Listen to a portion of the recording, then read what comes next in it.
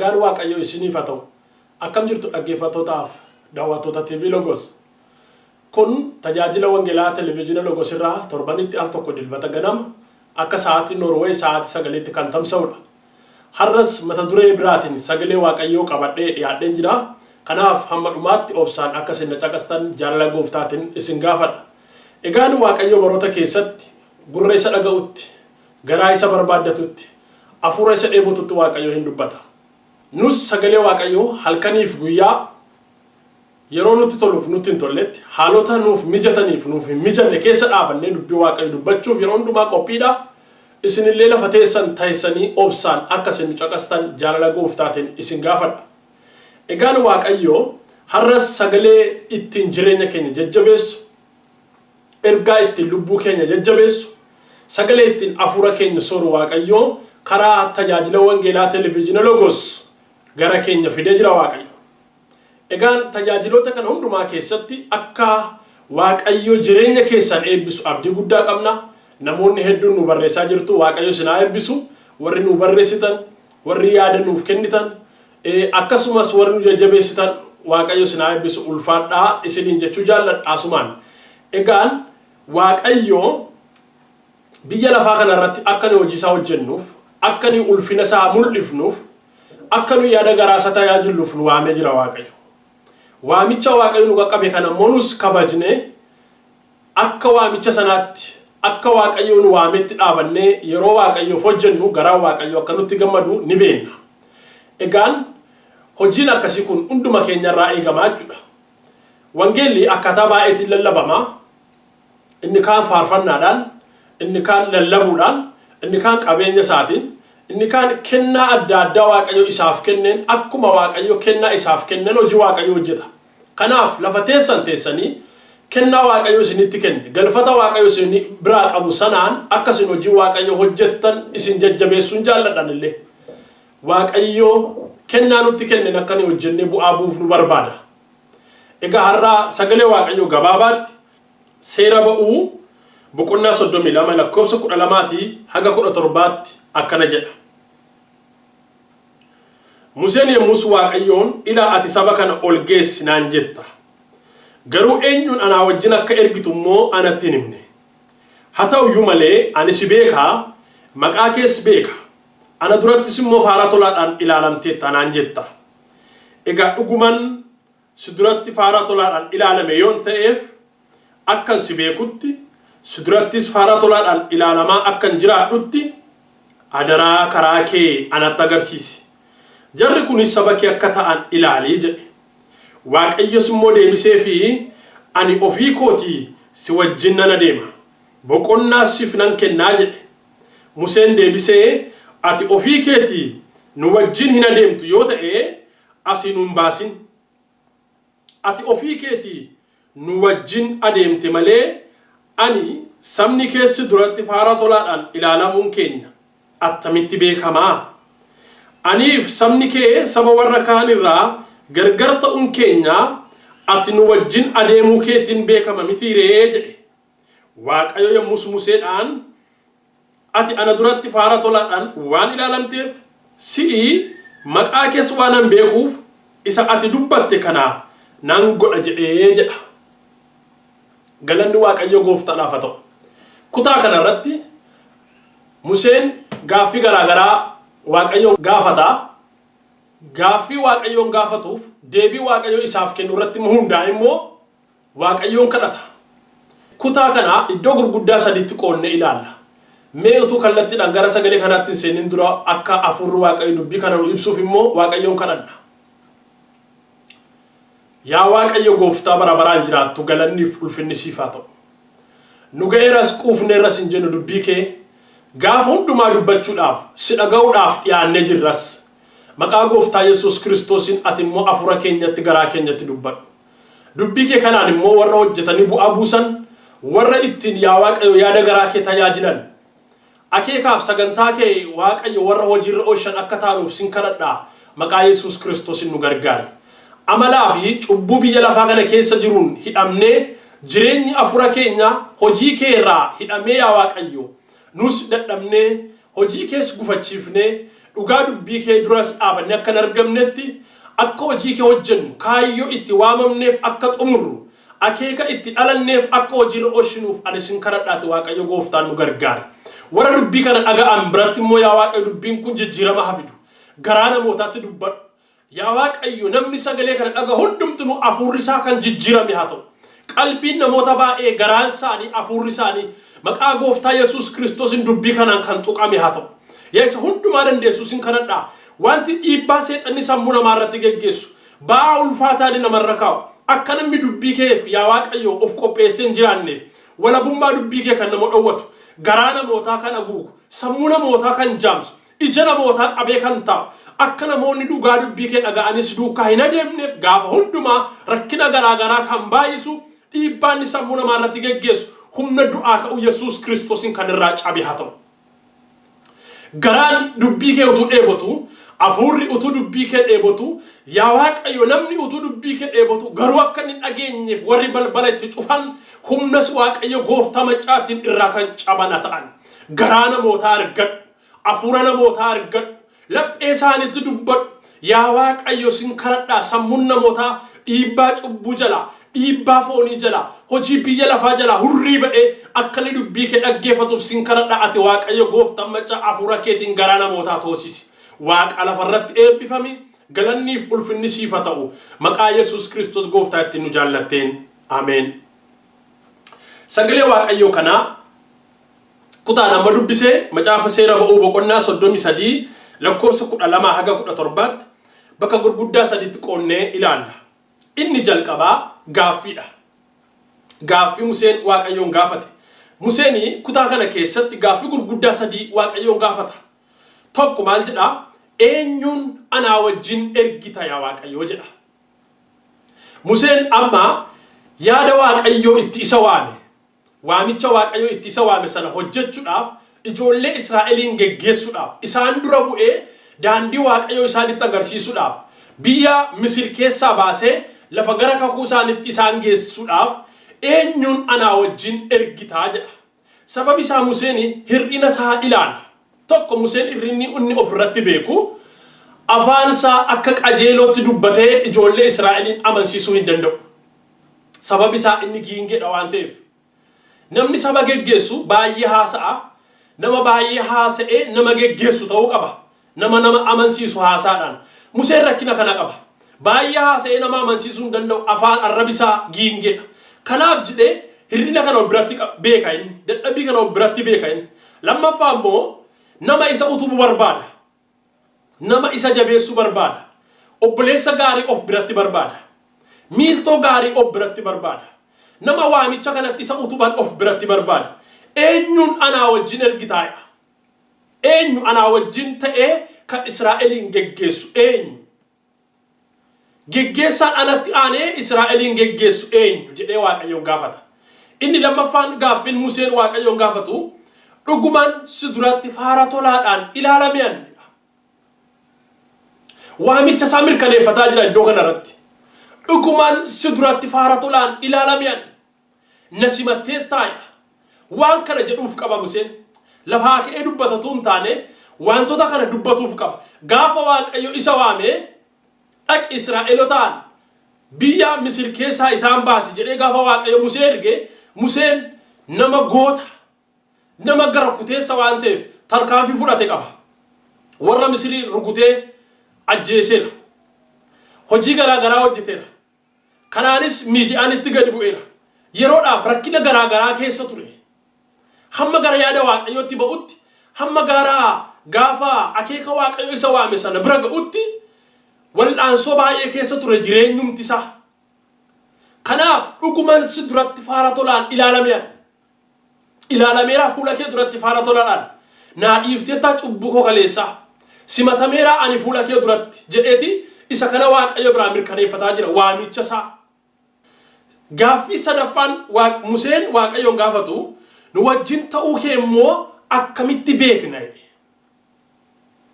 Ani isin wajjinan jira jetteetta. Nu wajjin ta'uu kee akkamitti beekna jedhe. Akkamitti beekuu dandeenya?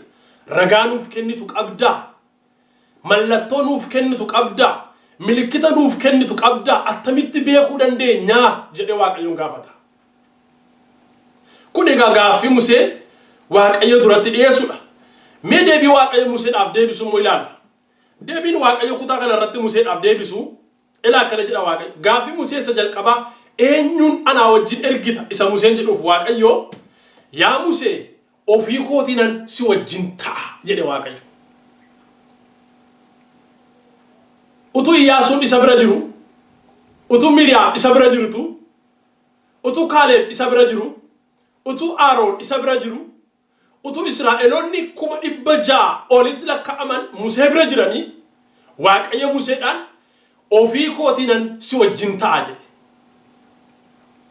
Aaroon si wajjin jira, Iyyaasuun si wajjin jira, Kaaleb si wajjin jira, Maariyaam si wajjin jirti, Israa'eloonni manni Israa'el 600 si wajjin jira.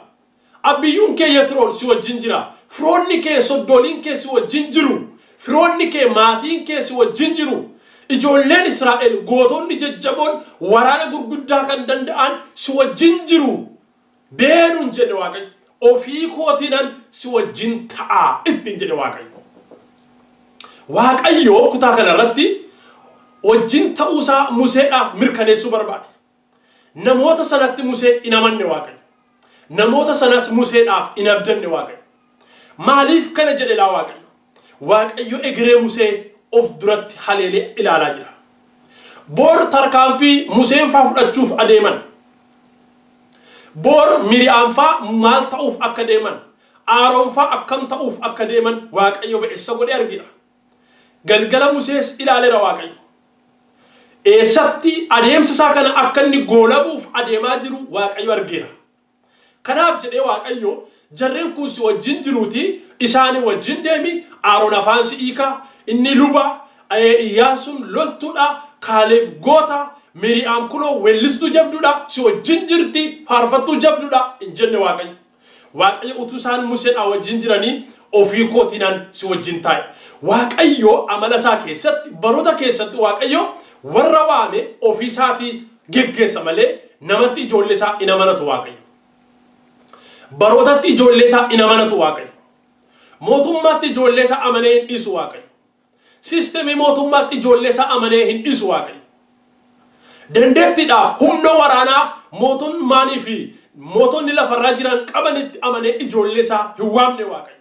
Waaqayyo Musee irree waaqummaa isaatti amanee waan waameef ofii isaatiin fuudhee deemaa jira Waaqayyo.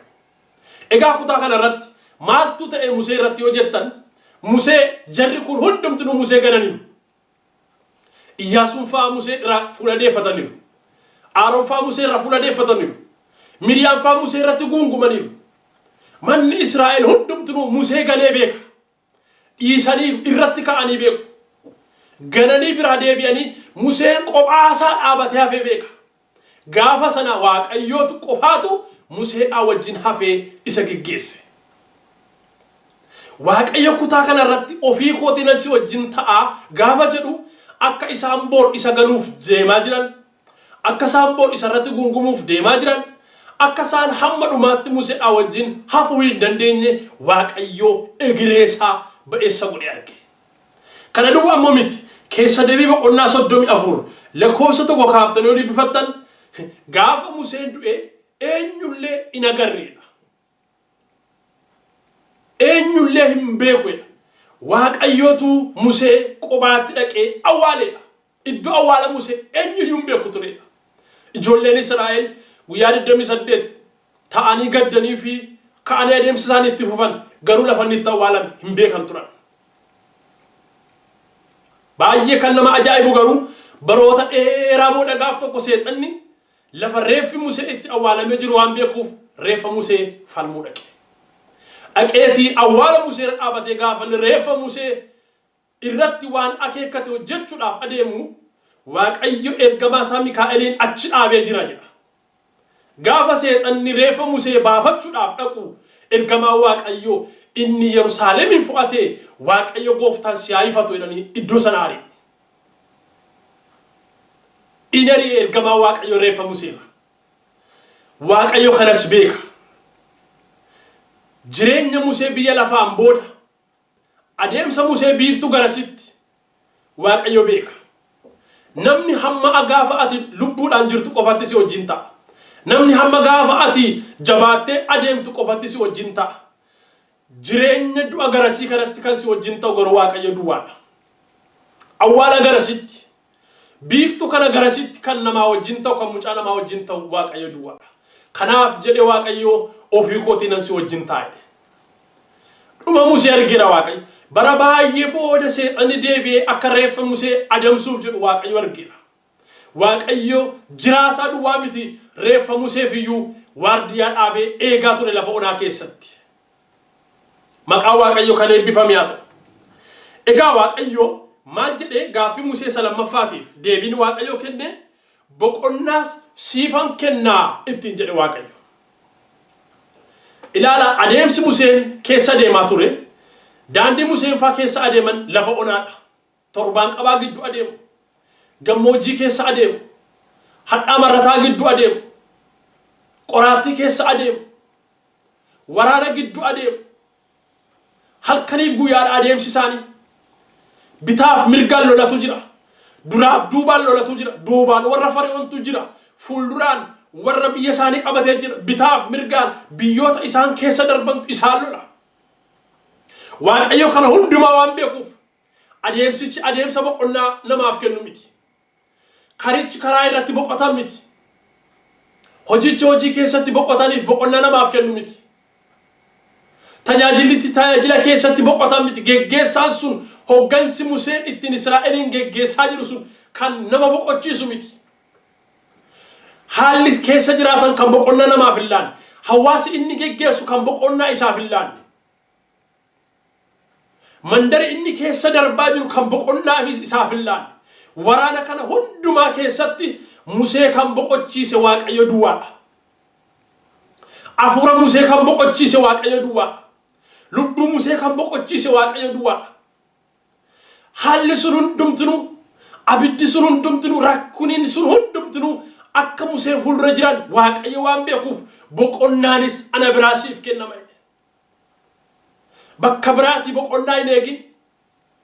Dirree biraati boqonnaa hin eegin. Namoota biraarraa boqonnaa jajjabina hin eegin. Nama si jajjabeessu sagalee jajjabinaa waan abdii sii kennu, waan si toosisu, waan si jajjabeessu, waan lubbuu kee boqochiisu bakka kamiyyuu hin eegin. Ana qofa bira jira boqonnaan kee ittiin jedhe waaqayyo. Agartanii waaqayyo iddoo namni boqochuu hin dandeenye keessatti nama boqochiisa. Torbaan qabaa gidduutti nama boqochiisa waaqayyo. Qoraattii keessatti lubbuu nama boqochiisa waaqayyo. Afuura namaa tasgabbeessa waaqayyo. Jireenya boqonnaa namaaf hin laanne keessatti nama boqochiisa waaqayyo. Biyya boqonnaa namaaf hin laanne keessatti nama boqochiisa waaqayyo.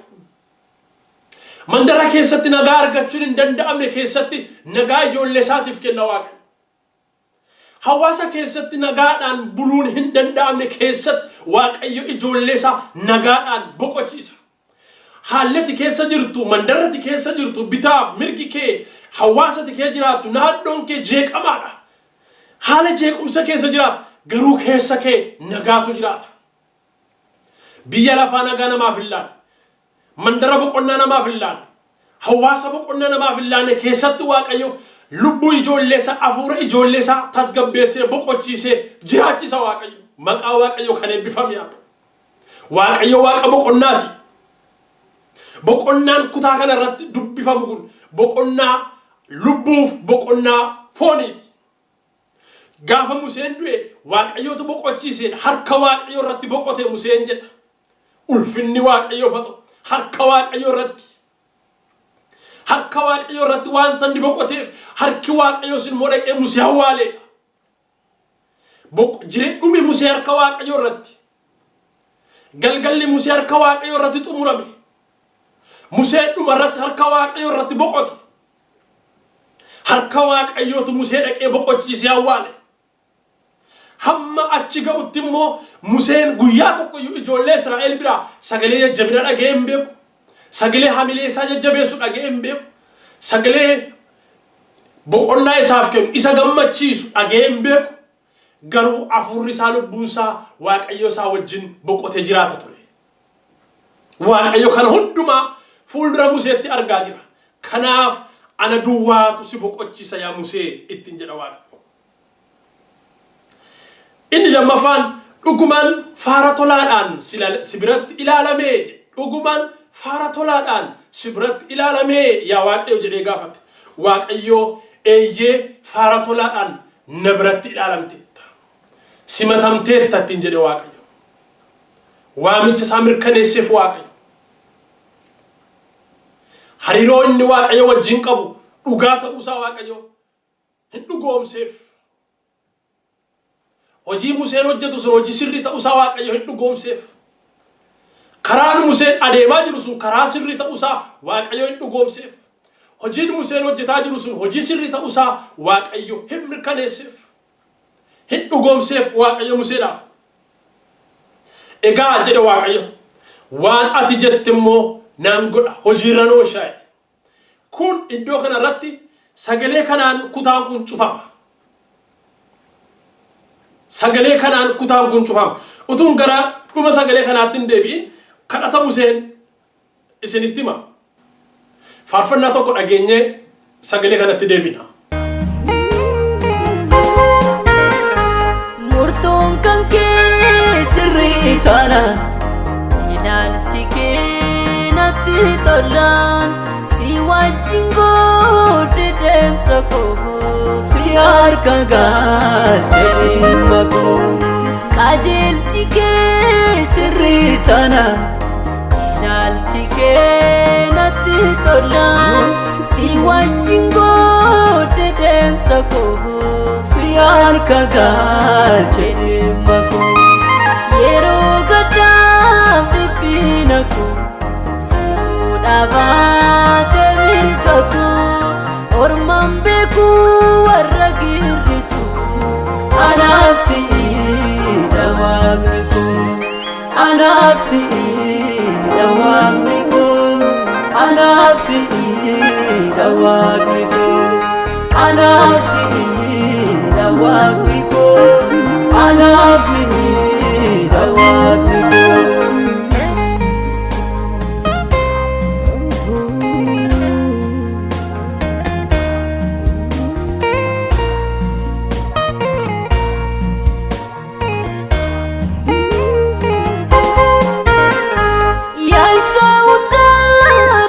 Situ sifni seunda katu murtu ati alfa omega da gargar sikis dapat ada murtung kan ke sirri tanan ilaalchi kee natti tolaan si wajjin godhe deemsa koo si harka galchee makoo qajeelchi kee sirrii taanaan ilaalchi kee natti tolaan si wajjin godhe deemsa koo si harka galchee makoo yeroo gaddaaf dhiphina koo situ dhaabaate mirga koo ormaan beeku warra girrisu anaaf si'idha waaqni koo anaaf si'idha waaqni koo anaaf si'idha waaqni koo qajeelchi kees bareedaadha dhugaa irratti kan hundaa'edha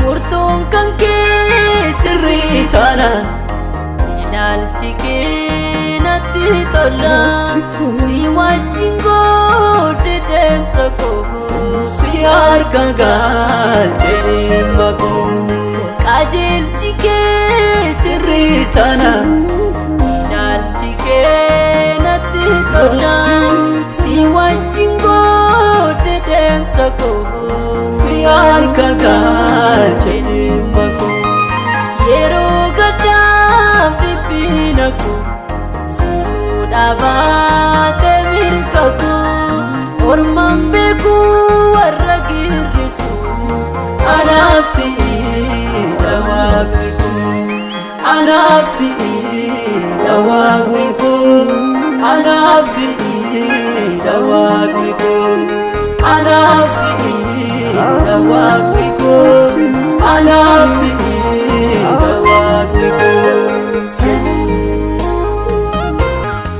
isan arka dawaqako situtu radimako si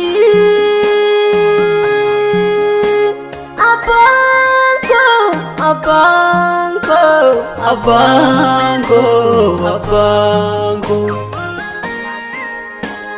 si irkonko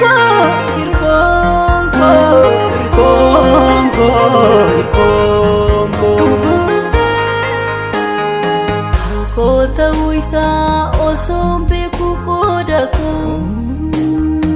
isa ormidale nafkinni kabeenyaku ebado kati harka urma ganfame yom nargisifta onni ko gadifame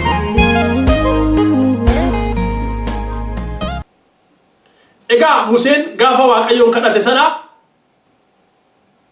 waaqayyo ega Museetti kana hundumaa dubbate gaafiin ni gaafateef deebii kenneef gaafa Museen waaqayyo irraa gaafii isaatiif deebii argatu kadhata gurguddaa afur kadhate tokko akkana jedhe egaa yaa waaqayyo jedhe gaafii koof deebii naa kennite waan si gaafa hundumaa naa qulqulleessiteetta amma garuu waa tokko si kadhadhe tokko karaa kee ana duraan miliksine deemnee wal shakkuun barbaadu deemnee fuula wal dhokfachuun barbaadu karaa ga'ee garaas wallaaluun barbaadu karaa ga'ee yaada kee deebi'ee wallaaluun barbaadu gaafa hundumaa karaa kee na agarsiisi macaafa qulqulluu kana gaafa dubbifattan geggeessitoonni baay'ee macaafa qulqulluu keessaa kadhata kana waaqayyoon kadhatu Daawitis yeroo baay'ee irra deddeebi'ee kadhata kana waaqayyoon kadhata karaa kee na agarsiisi dubbiin kee ibsa miilla koo naaf haa ta'u jedhe waaqayyoon kadhata kanaan Museen waaqayyoon kadhata karaa kee na agarsiisi karaa ba'umsaa karaan ittiin ba'ee galu karaan ittiin gara yaada keetti tarkaanfadhu rakkina dhufu jalaa karaan ittiin miliqu karaa kee na agarsiisi guyyaa tokkoof illee yaadi kee nan dhokatin karoorri kee nan dhokatin jedhe waaqayyoon kadhata kun jireenya afura namoota baay'ee keessatti tajaajila keessatti yaa obboloota koo jecha baay'ee ulfaataadha yeroo asii achi ilaallu waan salphaa nutti fakkaachuu danda'a namoonni yaada waaqayyoon beekne namoonni karaa waaqayyoo isaan jalaa miliqi baroota keessatti gufanna hamaa kufatan Saa'oliin faa fudhadhaa Saa'oliin kan dibe waaqayyoodha Saamu'eel raajichi itti erga waaqayyooti isa dibe garuu Saa'olitu adeemu karaa waaqayyoo irraa kaate gaafa karaa waaqayyoo irraa kaatu dhumisaa salphina guddaa ta'e badiisa guddaa ta'e mootonni karaa waaqayyoo irraa kaatan geggeessitoonni akeeka waaqayyoo irraa kaatan gufanna hamaa kufatan kufaatii hamaa kufan raajonni utuu adeemanii karaa waaqayyoo irraa gaafa kaatan baay'ee gufatanii kufaatii hamaa keessatti kufanii salphina hamaa keessatti kufanii isee kana eeggachuu barbaada Museen egaa karaa nama jalqaberraa mittiquu hin barbaadu irraa kaachuu hin barbaadu karaa kanaan hamma dhumaatti deemuu hin barbaada karaa kana irratti hamma dhumaatti amanamuu hin barbaada hojiin jalqabe karaa kana irratti hamma dhumaatti xumuruu hin barbaada kanaaf iyyuu karaa kee na agarsiisi Daawit maal jedha yeroo kadhatu waaqayyoon gaafa hundumaa yaa waaqayyo afura dhaabbataa naa kenni daandii kee gaafa hundumaa na agarsiisedha waaqayyo illee gaafa sitti dubbatu maal jedha akka fardaaf gaangoo warra luugama hin qabneen ta'in malee ani waaqayyo gaafa hundumaa karaa koorra si geggeessadha faana waaqayyo duukaa adeemuu danda'u murtoo waaqayyo duukaa tarkaanfachuu danda'u karoora waaqayyo duukaa fiiguu danda'u yaada waaqayyo duukaa tarkaanfachuu danda'u warri waamaman warri saba geggeessan warri tajaajilan yoo akeeka waaqayyo duukaa tarkaanfachuu hin dandeenyu ta'an yoo murtoo waaqayyo duukaa murtoo fudhachuu hin dandeenyu yoo ta'an yoo akeeka waaqayyo duukaa ce'uu hin dandeenyu yoo ta'an hin milkoofnu. Kanaaf jedhee karaa kee na agarsiisi gaafa hundumaa na jalaan dhoksiin faana kee jedhe waaqayyo karaa lammaffaa irratti jarri kun jedhe saba kee akka isaan ta'an ilaali yaa waaqayyo.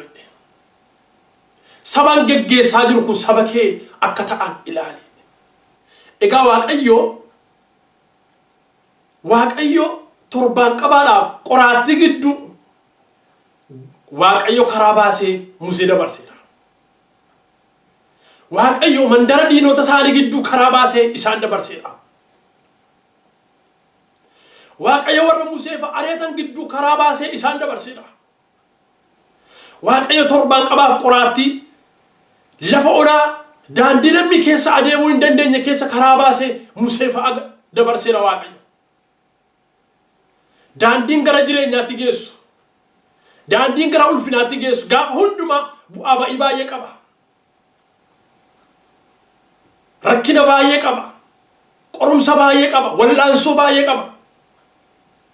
Karaan gara Kanaanitti geessitu, karaan gara kakuu waaqayyo sanatti geessitu torbaan qabaa gidduu baafti. Galaana diimaa keessa baafti, lafa onaa keessa baafti, hadhaa marrataa gidduu dabarsiti. Sana hundumaa keessa dabarsiteeti Yordaanos ceesiftee gara yaada garaa waaqayyo sanatti Kanaanitti isaan geessite.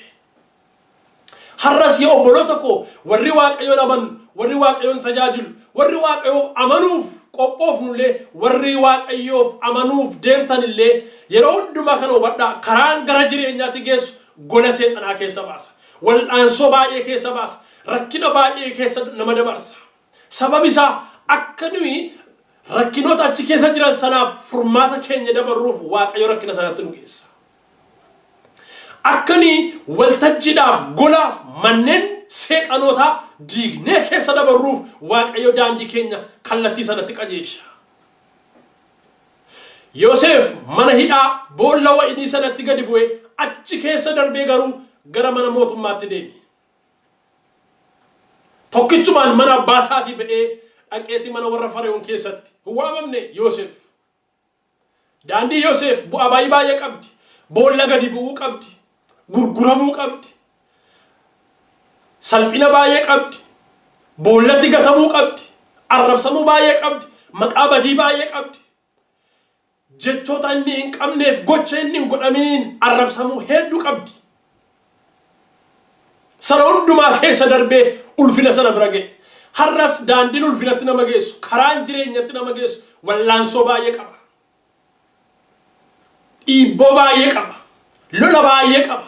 Kanaaf waaqayyo daandii kee yeroo achirratti qajeeshu kun yaada waaqayyo mitettee sodaattee biraan deebiin akkati karaa sana keessatti jijjiirama fidee dabartuuf waaqayyo daandii keetti qajeesha waan ta'eef. Inni lammaffaan waaqayyo akka ati furmaataaf jijjiiramaaf iddoo sanatti akka ati waa hojjettee dabartuuf waaqayyo achitti muuxannoo si horachiisuudhaaf achitti si erga waaqayyo. Yeroo tokko bakka nu hin beekin, hin eegin, hin abjootin nutti sin himaminitti keessatti of agarra. Haalota akkasii keessatti of agarra.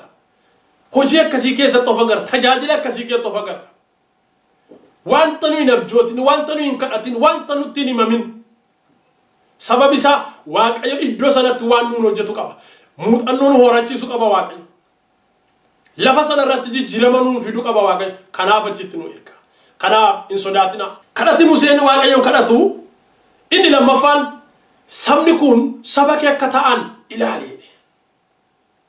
Saban geggeessu kana ilaali. Sabi kun kan keeti. Saba kanaaf situ akeeka qaba. Saba kanaaf immoo situ na waami. Saba kanatti situ na erge. Sabi kun kan keeti. Saba kana ilaali. Saba geggeessuuf waaqayyoon kadhata. Kutaa kanarraa maal baranna? Waldaa geggeessuuf waaqayyoon kadhachuun, saboota geggeessuuf waaqayyoon kadhachuun, jaalala isaanii qabaachuun baay'ee nu barbaachisa. Museen saba geggeessaa jiruuf jaalala guddaa qaba. Yeroo isaaniitti aaran, yeroo isaaniitti aaru, yeroo isaanii wajji wal dhabu, guyyaa tokkollee badiisa isaanii hawwee hin beeku. miidhama isaanii hawween beeku, salphina isaanii hawween beeku. Museen ofii isaa caalaa saba geggeessu sana jaallata ture. Dhumarratti yaadatumni murtoon ofirratti murteesse. Yaa Waaqayyo jedhe saba kana lafa onaatti fixuu mannaa ana maqaa koo galmee jireenya irraa balleessi jedheen. Saba sanaaf dabarsi of kenne. Warri waldaa kiristaanaa geggeessitan, warri nama geggeessitan, hooggantoota biyyaa warri taatan saba keessaniif akkasin jaalala guddaa qabaaddan Waaqayyo isinitti dubbata. Ofii keessaniin olitti saba keessan akka jaallattan, amantoota akkasin jaallattan, hoolota isin jala jiran, tika isin jala jiran akkasin baay'ee jaallattan sagaleen kun isinitti dubbata. Walit gaddisiisuu dandeessu, wal mufachiisuu dandeessu, wal aarsuu dandeessu, garuu sanaan olitti ofii keen olitti lubbuu keen olitti akkati saba kee jaallattu. Akkati geggeessitoota warra geggeessaa jirtu geggeessummaa kee jala warra jiran, hoggansa kee keessa warra jiran akkati lubbuu kee dabarsite kennituuf sagaleen kun sitti dubbata. Gooftaan Yesuus Kiristoos akkana jedhe, tiksee gaariin jedhe lubbuu isaa hoolotaaf dabarsee hin kenna. Geggeessa dhugaan, hogganaan dhugaan, geggeessa dhugaaniif sirriin saba geggeessuuf lubbuu isaa kenna. Dabarsee du'atti isaan kenne ofii isaatii haala mijeeffatu. Du'atti isaan kenne isaanii salphinatti kenne isaaniif rakkinatti dabarsee kenne ofii isaatii jireenya gaarii, iddoo gaarii, bultoo gaarii, haala gaarii, biddeen gaarii, miindaa gaarii hin mijeeffatu. Isaaniif lubbuu isaa dabarsee du'atti kenna. Kutaa kana irratti Museen jaalala inni Israa'elootaaf qabu argitu gaa. Saba kana ilaali. Saba kanaaf dhaabadhu jedhe. Saba kanaaf Museen lubbuu isaa dabarsee kenne. Gooftaan keenya Yesuus Kiristoos nuuf lubbuu isaa dabarsee kenne. Egaa warri waldaa kiristaanaa geggeessitan hoggantoonni biyyaa kanarraa ergaa guddaa argattu jedhe nabdadha. Tika sin jala jiru, geggeessitoota sin jala jiruuf dursa kennaa. Ofii keessaniif, egeree keessaniif, mana keessaniif miti. Warra hogganaa jirtaniif dursa kennaa. Lubbuu keessan kennaafi jaalalli lubbuu ofii caalu immoo hin jiru. Lubbuu ofii namaa kennu jaalalli caalu hin jiru biyya lafaa irratti. Inni sadaffaan Museen akkana jedhe Waaqayyoon kadhata. Ofii keetii yoo nu wajjin hin adeemtu ta'e iddoo kanaan hin baasine. Ofii keetii yoo nu wajjin hin adeemtu ta'e. Yoo ofii keetii nu wajjin hin deemtu ta'e iddoo makanaa iyyuu hin baasin. Sabab isaa karichi yoo Waaqayyo wajjin ta'uudhaa baate hin danda'amu jechuudha. Karichi yoo Waaqayyo isaan geggeessuudhaa baate ulfaataadha jechuudha. Karichi yoo geggeessa Waaqayyo ta'e malee, yoo gargaarsa Waaqayyo ta'e malee, yoo tika Waaqayyoon ta'e malee, yoo mul'ata Waaqayyoon ta'e malee, yoo ulee Waaqayyoon ta'e malee, yoo ulfinni Waaqayyo isaan duukaa jiraate malee hin danda'amu jechuudha. Akeekkatee argira Museen. Milkiin Museefaa Waaqayyo wajjin ta'uudha. Fiixaan ba'umsi jireenya kee har'as Waaqayyo si wajjin ta'uudha. Hoggana kee keessatti, tajaajila kee keessatti, hojii kee keessatti, karoora kee keessatti yoo Waaqayyo si wajjin hin jiru ta'e akkasumaan ta'a. Isni kun Daawitiif galeera. Maal jedha Daawiti? Yoo Waaqayyo biyya in eegu ta'e jedhe biyya eegduun ufumaa dhamaati. Yoo Waaqayyo biyya in ijaaru ta'e warri biyya ijaaruuf amaan ufumaa dhama'u. Yoo Waaqayyo mana namaa in ijaaru ta'e warri mana ijaaruuf yaalan ufumaa jiru. Jireenya mucaa namaa kan walitti suphu Waaqayyoodha. Jireenya mucaa namaa kan geggeessu kan ijaaru Waaqayyoodha. Hojii keenya kam keessatti yoo Waaqayyo nu wajjin hin ta'u ta'e gatii hin qabu. Kanaaf iyyuu hojiin ati qabdu, karoora ati qabdu sun Waaqayyo itti walii galaa laata. Waaqayyo immoo jalina irratti waliif hin galu. Kanaaf yeroo hundumaa karoora kee keessatti, hojii kee keessatti, sagantaa kee keessatti yaada qajeelaa qabaachuu si barbaachisa. Yaada qajeelaa diinota keef iyyuu mul'ata qabaadhu. Diinota keef iyyuu piroojeektii qabaadhuuf. Yoo Waaqayyo diinota kee harka keetti kenne maal hojjechiifta laataati? Yoo Waaqayyo diinota kee fidee si jalatti jilbeenfachisee gadi qabe maal hojjechiisuuf adeemta? Qabdaa mul'ata isaaniif. Qabdaa isaaniif karoora. Qabdaa isaaniif abjuu. Diinota keessaniif mul'ata qabaadha. diinota keessaniif karoora qabaadha. Keessattuu geggeessitoonni warri nama geggeessaa jirtan, warri biyya geggeessaa jirtan, warri saba geggeessaa jirtan, warri waldaa kiristaanaa geggeessaa jirtan, warri geggeessuufis qophaa jirtan, kaadhimamaa jirtan. Mul'ata qabaadhaa diinota keessaniif. Karoora qabaadhaa warra isin jibbaniif. Warra isin balleessu adeemaniif. Balleessuudhaan balleessu bakka buufna jechuun hin danda'amu. Cunqursuudhaan bakka buusuun hin danda'amu. Garboomsa garbummaadhaan bakka buusuun inuma hin danda'amu. Achi hiiqii mul'ata qabaadha. Achirraa siiqii karoora qabaadha. Waa Waaqayyo wajjin itti walii galu. Wanta Waaqayyo simachuu danda'u. Wanta Waaqayyo tolee jedhee itti siif mirkaneessu. Wanta Waaqayyo siif galmaan ga'uu danda'u. Sababi isaa humna kee duwwaadhaan miti. Eenyuyyuu biyya lafaa kana irratti humna isaa qofaan hin jiraatu biyya lafaa kana irratti argineerra. Karoorri Waaqayyo wajjin jiru, mul'ati Waaqayyo wajjin jiru, sagantaa Waaqayyo wajjin jiru, kaayyoon Waaqayyo wajjin jiru, utuunni milkaa'u argineerra. Utuunni fiixaan ba'u argineerra. Utuunni hojiirra oolu argineerra. Kanaaf wanta Waaqayyo itti walii galu, karoora Waaqayyo itti walii galu, mul'ata Waaqayyo itti walii galu qabaachuu si feesisa. Ofii keetii nu wajjin hin deemtu yoo ta'e egaa yaa Waaqayyo asii nun baasin jedha. Egaa Museen kutaa kanarratti maal jedhaa? Waaqayyoon erga kana jedhee booda saboota warra kaanirraa nuyi akka geggeessaa kee jala jiru, akka tika kee jala jiru, akka nu wajjin jirtu kan nu ittiin beeknu garaagarummaa uumi jedhe. Inni arfaffaan garaagarummaa uumi jedhe. Nuuf warra nutti falman gidduu, nuuf ollaa keenya gidduu, nuuf bitaaf mirga keenya warra jiran warra wal'aansoo nuun qaban gidduutti garaagarummaa uumi jedhe. Waaqayyo waaqa garaagarummaa uumuuti. Waaqayyo waaqa garaagarummaati. Ulfinni Waaqayyoof haa ta'u. Sababi isaa guyyaadha guyyaatti, sadarkaadha sadarkaatti, dhaawataan Waaqayyo ijoollee isaa gulantaa haaraa adeemsisa Waaqayyo. Shaakala haaraatti ceesisa Waaqayyo. Tarkaanfii haaraatti ceesisa Waaqayyo. Isa kanaaf jedhee garaagarummaa uuma adeemi yaa Waaqayyo jedhe. Mul'ati keenya galma ga'aa adeemuusaa, karoora keenyatti dhiyaachuu keenya, kaayyoo keenyatti dhiyaachaa adeemuu keenya, karoorri keenya sun hojiirra sirri ta'uusaa, hojiirratti lafarratti hojjetamaa jiraachuusaa, galma ga'aa jiraachuusaa kan ittiin hubannu garaagarummaa uumi jedhe. Mul'ata tokko fudhattee kaatee mul'ati kee sun garaagarummaa in uumu yoo ta'e, abjuu tokko fudhattee kaatee abjuun kee sun garaagarummaa uumaa in adeemu yoo ta'e, lafa gaafa kaateef lafa har'a jirtu irratti garaagarummaa uumaa hin deemu yoo ta'e of shakkuu qabda. Karoora gaafa kaatee irratti garaagarummaa uumaan jirtu, achuma jirta, siqaan jirtu, tarkaanfataan jirtu, hojii irratti lafa irratti si hojjetamaa hin jiru yoo ta'e dhaabadhu of ilaali. Wanta ati fudhattee kaate sun akka ati akeekkattetti hin deemu yoo ta'e dhaabadhuuti of ilaali. Keessa kee ilaali. Hojii kee keessa ilaali. Karoora kee keessa ilaali. Rakkinatu jira jechuudha. Egaa Museen maal jedhaa? Garaagarummaa uumaa adeemne. Guyyaadha guyyaatti. Aduun dhiitee bariitu garaagarummaa uumaa adeemne. Barri dhufee darbu garaagarummaa uumaa adeemne. Yeroodha yerootti garaagarummaa uumaa adeemne. Naannoodha naannootti garaagarummaa uumaa adeemnaa jirre. Isa kana gochuudhaaf yaa Waaqayyo ati kana godhi. Hojii Waaqayyo, hojii Museefaa keessatti gaaddidduu Waaqayyootu argama. Karoora Museefaa irratti gaaddidduu Waaqayyootu argama. Ulfina Waaqayyootu argama.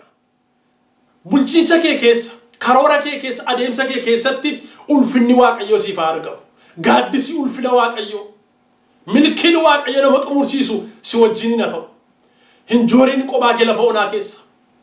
Hinjooriin qophaa kee lafa milkiin hin jirre, lafa fiixaan ba'umsi hin jirre keessa. Afuura nama joorsu Waaqayyo sirraa cabsu. Afuura lafa onaa keessa nama joorsu. Duumessa rooba hin qabne jala Waaqayyo jireenya kee acha butu. Hurdhii yaada. Dukkana hamaa dukkana yaada. Kana keessa Waaqayyo gara waa arganii waa hojjettuutti mul'ata kee acha butu Waaqayyo. Tajaajila kee acha butu Waaqayyo. Egaa Waaqayyo waaqa boqonnaati, waaqayyo waaqa fiixaan ba'umsaati. Waaqayyo waaqa ijoollee isaa fiixaan baasuudha gargaare.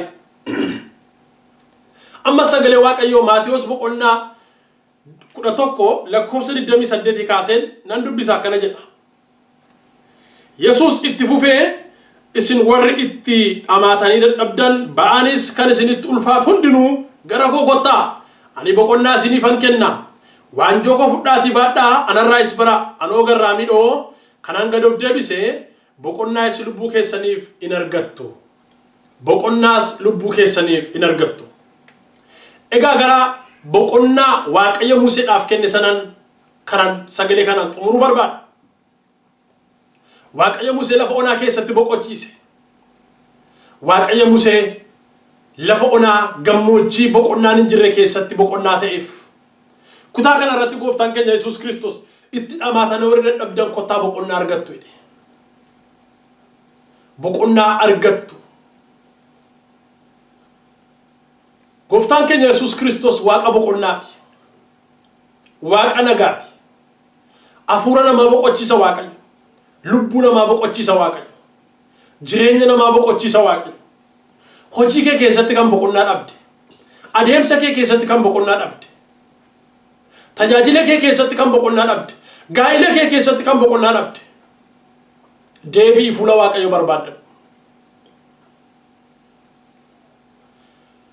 Horii baay'ee qabaachuudhaan, hojii baay'ee hojjechuudhaan boqonnaa barbaaddee wali dhabde. Obboleettii koo kan boqonnaa dhabde. Obboleessa koo kan boqonnaa dhabde. Gaa'ila kee keessaa kan boqonnaa dhabde. Hojii kee keessaa kan boqonnaa dhabde. Barumsa kee keessatti kan boqonnaa dhabde. Lafa hojii keetti kan boqonnaa dhabde. Boqonnaan harka waaqayyoo jira. Gooftaa Yesuusin barbaadadhu. Waaqayyo waaqa lafa onaa keetti ijoollee isaa boqochiisudha. Waaqayyo waaqa torban qabaa keessatti ijoollee isaaf nagaa kenneedha waaqayyo. Har'as waaqayyo mandara siif hin mijanne keessatti boqonnaa sii kenna waaqayyo. Har'as waaqayyo dirree ati siif hin mijanne boqonnaa siif hin laanne keessatti boqonnaa siif kenna waaqayyo. Har'as waaqayyo hawaasati gidduutti boqochuu dadhabde keessatti waaqayyo boqonnaa siif kenna. Kanaaf fuula waaqayyo barbaadadhu. Kanaaf gooftaa Yesuusin barbaadadhu. Inni furtuu boqonnaati. Inni balbala boqonnaati. Inni madda boqonnaati. Iddoo haara galfiiti gooftaa Yesuus. Kanaaf kottaa gara koo hin boqottuu jedhe. Boqonnaa dhugaan uffata gaggaarii uffachuu keessaan boqonnaan hin argamu. Yoo keessi kee nagaa qabaan uffata tuffattu iyyuu si guba. Yoo sammuun kee boqonnaan qabaan manni gaarii keessa jiraattu iyyuu nagaa siif hin kennu. Nagaan mana gaariitti galuu miti. Boqonnaan uffata gaarii uffachuu miti. Nyaata gaarii nyaachuu miti. Boqonnaa dhugaan jireenyi nagaan Yesuus Kiristoos keessa jira. Yesuus Kiristoos waaqa boqonnaati. Kanaaf isa barbaadadhaa immoo isaa wajjin adeemaa. Boqonnaa gaariin waaqayyo biraa dhufa. Isa lafa onaa keessatti ijoollee isaa boqochiisu. Isa gammoojjii du'aa keessatti ijoollee isaa boqochiisu waaqayyoon barbaadadhaa. Gooftaa Yesuusin barbaadadhaa. Yesuus Kiristoos balbala boqonnaati. Gooftaan Yesuus Kiristoos dirree boqonnaati. Gooftaan Yesuus Kiristoos madda aara galfii iddoo boqonnaati. Oh hallelujaa. Waaqayyo waaqa boqonnaati obboloota ko. Sagalee kanaaf waaqayyoon kadhanna. Gooftaa hundumaa dandeessu galanni kan kee haa ta'u. Bara baraan eebbifami waaqa lafarratti ulfaadhu. Sagalee kee nutti dubbatteef galanni siif haa ta'u. Ergaa kanaaf eebbifami. Ammas yaa waaqayyo warra jireenyi isaanii boqonnaa dhabeef boqonnaa ta'e. Warra nagaa dhabaniif nagaa ta'e. Warra bulchiisa isaanii keessatti milkaa'uu dhaban. Warra hoggansa isaanii keessatti milkaa'uu dhaban. Warra yaa waaqayyo karoora isaanii keessatti milkaa'uu dhabaniif immoo milkii kenniif. Fiixaan ba'umsa kenniif. Yaa isa hundumaa dandeessu sin kadhadha karoorri rarree hafe. Abjuun rarree hafe. Maqaa gooftaa Yesuus Kiristoosin akka inni fiixaan ba'uuf sin kadhadha. Namoota kana rakkataniif yaa waaqayyo ammaan kanatti maqaa gooftaa Yesuus Kiristoosin harki kee waaqarraa hadiriiru. Ati waaqayyo gooftaan hundumaa dandeessu jireenya fiixaan ba'umsa dhabe jireenya ija dhabe karoora ija dhabe hoggansa ija dhabeetti hija godhi. Galanni kan kee haa ta'u waaqa lafarratti eebbifami. Gooftaa Yesuus Kiristoosin ameen. Waaqayyo gooftaan isin haa eebbisu. egaa namoonni sagalee kana dhageessan sheerii nu godhaa, subscribe nuuf godhaa, yaadaaf qeeqa yoo qabaattan immoo nu barreessaa. Waaqayyo gooftaan isin haa eebbisu. Nagaadhaan.